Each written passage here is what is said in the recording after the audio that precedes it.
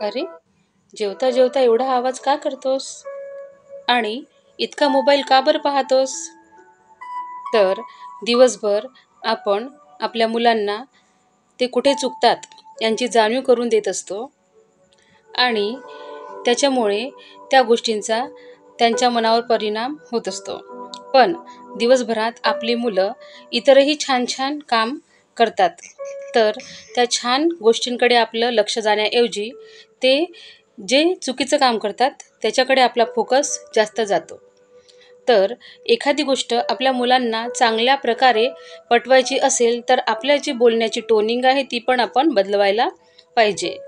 तर जर आपण त्या टोनिंगमध्ये थोडाफार बदल केला तर आपले मुलं आनंदाने आपलं म्हणणं ऐकतील आणि ते कमी ॲग्रेसिव्ह बनतील.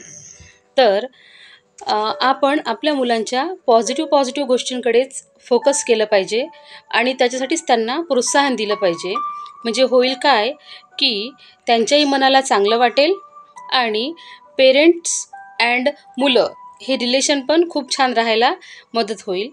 तर आत्तापासूनच निगेटिव्ह ज्या गोष्टी असतील तुमच्या मुलांमध्ये त्याच्यावर कमी फोकस करायचं आणि असतीलही निगेटिव्ह गोष्टी तर त्याला पॉझिटिव्ह गोष्टींमध्ये कसं कन्वर्ट करायचं, तर याच्या काही ट्रिप्स आपण शिकून घेतल्या पाहिजेत. जेणेकरून आपलं जे पॅरेंटिंग आहे ते पण हॅपी होईल आणि मुलंसुद्धा आपले हॅपी राहतील. थँक्यू.